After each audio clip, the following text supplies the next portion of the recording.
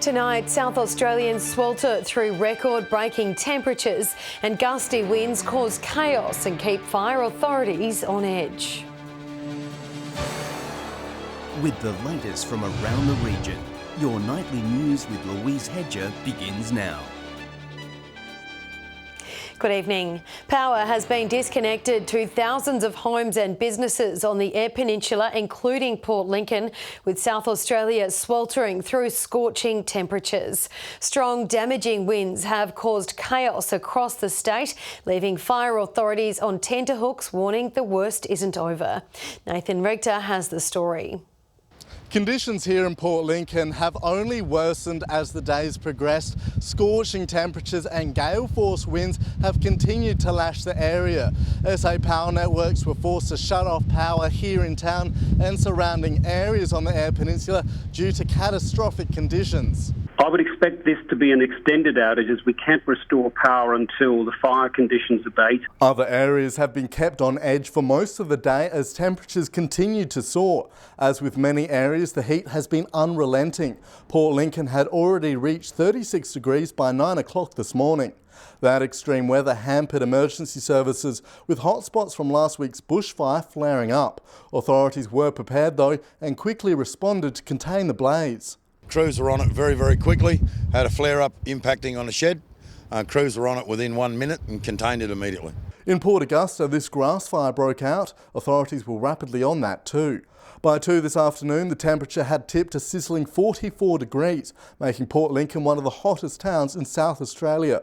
Elsewhere, conditions were similar, with many areas staying around the mid-40s. Strong northerly winds created a recipe for disaster by flicking up dry topsoils and creating dust storms, with visibility dramatically reduced on the roads. This vision was taken near Cow, demonstrating the severity of the situation. Visibility is inside 100 metres at time. It's really quite dynamic. We're getting waves of wind and heavy dust and ash.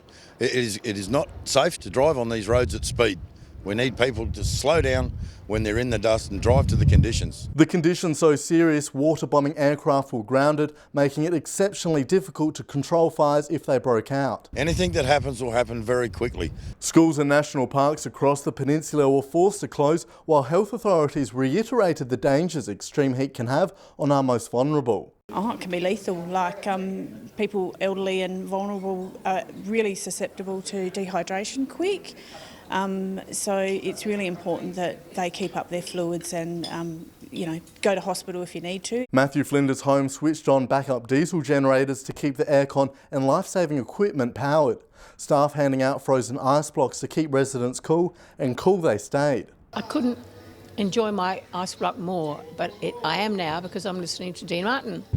By late this afternoon, power still hasn't been restored, leaving thousands of people in the dark and without aircon.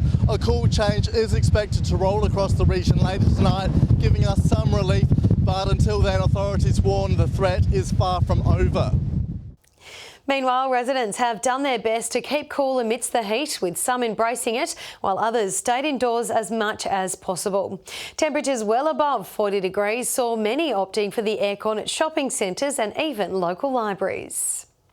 It was a case of keeping cool, whichever way felt best. Turn the air conditioner on and sit in front of the telly. We're getting too old to get outside now. Some used the shopping centre as their escape. We're shopping now and now we're going home under the aircon. While others embrace the outdoors and the shade on the foreshore. It's the coolest place to come with the breeze and the water to go if it gets too hot. The same goes for the beach, with a quick dip offering respite. These children know exactly what to do. Drink lots of water and stay where aircons and everything, and maybe go for a swim. Stay cool, drink lots of water. Don't do anything too hectic. Stay hydrated, wear cool clothes, stay in the shade. People passing through the city staying firmly inside their car. Actually driving to Perth across the Nullarbor, so the air conditioning in the car's very good. Port Augusta Council guided people to areas across the city, with Central Oval, the Cultural Centre and Public Library all listed as locations to beat the heat. It's important again for people to have a space where they can come and get out of home if they have no air conditioning. Hydration of high importance for anyone in these conditions. The public library offering cold water for those without access. Often when you get to a place, it's a good idea to hydrate. So with the library having water available, it's just reminding people to keep up their water levels. Temperatures are expected to cool down tomorrow, dropping by 16 degrees. But while we're still coming into the warmer months, it's best to know where to go if the heat becomes unbearable. In the middle of the day, it's good to come to somewhere that's got air conditioning and somewhere that you can just sit back and relax. Laura Milovanovic, 7 Spencer Golf News. And while many of us have tried to beat the heat today, spare a thought for our furry friends. The Broken Hill RSPCA is encouraging pet owners to keep an eye on their four-legged loved ones as temperatures rise. Animals should have plenty of water both inside and out, with lots of shaded areas. Vets are warning it doesn't take long for animals to experience heat exhaustion. Increased heart rate, laboured breathing. Dogs are going to pant in the hot, but when it looks like they're really in distress, then you should probably be worried. And if your pet is struggling with the heat, contact your local RSPCA for advice. To the day's other news now, and a 30-year-old Port Pirie man is due to face court after being found driving under the influence of drugs and alcohol along Wanderer Road just before 4:30 Monday afternoon. Police allege the man returned an alcohol reading of 01.110 and tested positive to cannabis.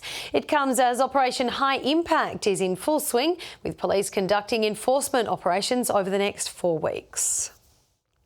A $320,000 extension has been completed on the Clare Valley Riesling Trail. Locals say the upgrade will make a big difference for tourism in Auburn, with the path now connecting to the Rattler Trail. Celebrating in true Clare Valley style, many locals attending the opening of this trail extension, now connecting to the Rattler Trail. A committee dedicated to the cause is excited the initiative they've been looking forward to is now a reality.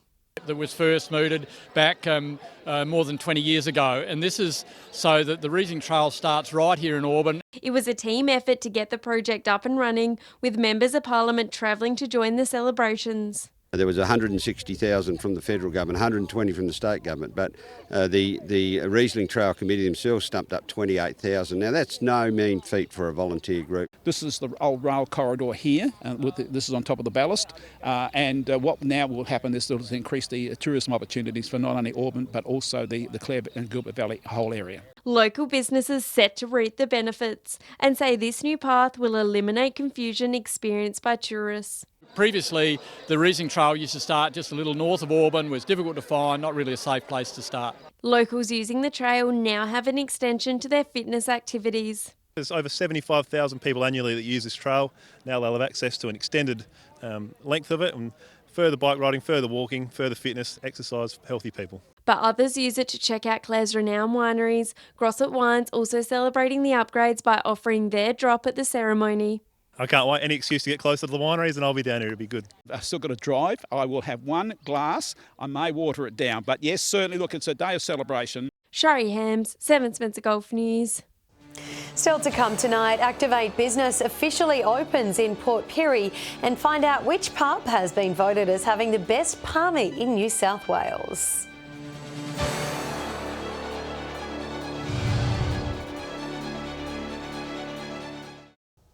Welcome back. 3 new Port Pirie business owners will be kick-starting their careers with a rent-free deal on Alexander Street. The initiative is part of the federal Activate Business program working to help disadvantaged regions. There's a new pop-up shop in town, and it's not just a regular store. It's one of 8 projects we've got in the region, and the program's really about better supporting people who aren't working to get into work, and this is one of the great initiatives that we've got happening. 2 artists and a skincare specialist will be learning the ins and outs of owning a business in Port Pirie, rent-free for 6 months. And hopefully we'll provide a footprint and a pilot for how other businesses can come out of their home bases and into the CBD to create an even more vibrant area. There are 10 of these around Australia, and they are in areas which is deemed to be of some disadvantage. Local community leaders celebrating the initiative, while other businesses are being mentored through the program. Couple are looking at IT and other areas, looking at co-working spaces, working with us and other agencies to deliver those. With hopes it will continue after the 6-month trial period. Where that people will say, I want to have a go. I want to follow some entrepreneurship and some innovation. Shari Hams, 7 Spencer Gulf News. Traditional landowners from the far north have gathered in Port Augusta to protest plans for underground coal gasification in Lee Creek. They claim 90% of people in the nearest communities don't want the project to go ahead. They will not talk to us. They won't tell us what they're doing, anything about training.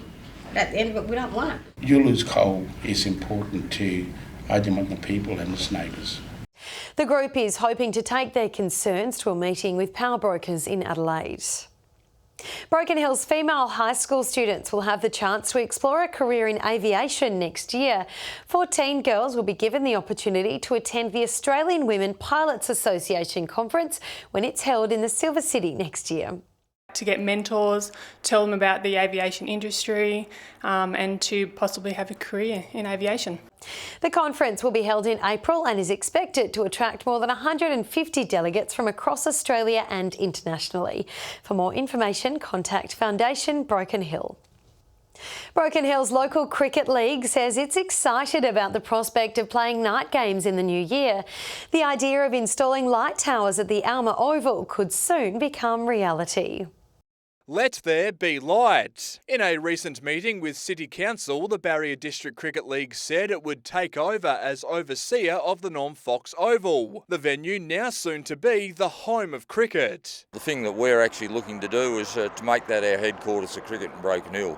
It'd be a good place to keep some of our memorabilia. The major talking point from the meeting was the push to install lights at the Alma Oval in the city south. The idea has been around for many years, but it's hoped the project can clear any boundaries. There is a view to long-term future of sport in this town. It's something that's probably been lacking for quite a while. Tom Kennedy is a local cricketer but also one of the city's councillors. He believes the benefits of light towers at the Alma far outweigh the costs, especially when it comes to relieving the Jubilee Oval of constant sport. It'll take a lot of that traffic off the Jubilee Oval, which will allow that to survive the year for both football and cricket. And giving junior cricketers the chance to play in cooler nighttime conditions in the summer. We all know that Broken Hill temperatures are high. And these days parents don't want to put their kids out in temperatures that they believe are unsafe. The local league hoping lights can be up by the start of next season. Patrick Ryanke, 7 Spencer Gulf News. Here's one for the food lovers. The best Parmigiana schnitzel in New South Wales has come from the kitchen of Broken Hill's Tidwell Hotel and Bistro. The pub took out the honour of Best Parmy at the Australian Hotel Awards last night, beating 11 other finalists across the state. A judge disguised as a diner visited the entrance and taste tested the menu items. Got to put your head out there and have a go, I guess. And they liked it and we went up against some multi-million-dollar venues. And for those wanting the best steak in New South Wales, they'll have to travel 1,000 kilometres to the Thoroughbred Hotel in Scone. Stay with us after the break. We'll have this week's Fuel Watch and the weather with Brit.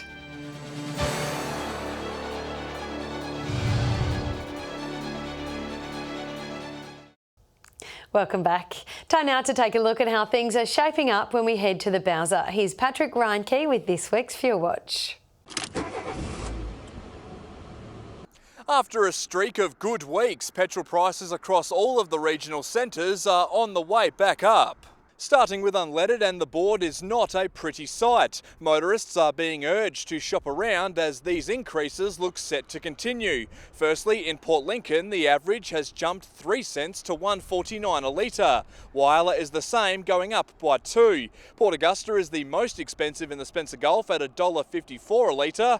Port Pirie and Whyalla are the cheapest, but also couldn't escape the price hikes. Broken Hill's slow declines have been halted. We're back up to $1.52. 1.42. Adelaide's cycle has started again, the figure jumping over 20 cents to 1.58. Taking a look at diesel now, and the movement here has been next to nil. Port Lincoln is breaking even at 1.51, Whyalla 1.52, Port Augusta an even 1.50. Kadina joins Port Pirie as the cheapest townships on the board, its average dropping by a cent or so to 1.48. Broken Hill is the only one to see red this week. Fortunately, the change wasn't major, just over half a cent. Adelaide rounds out the board, still on 1.44. Finishing off with Autogas, and there's actually been a bit of movement this week. Whyalla has seen a jump of about 2 in its average, 94 cents there, 2 more than Port Lincoln. Port Augusta has had a quiet week. Port Pirie is up to 88, 1 cent behind.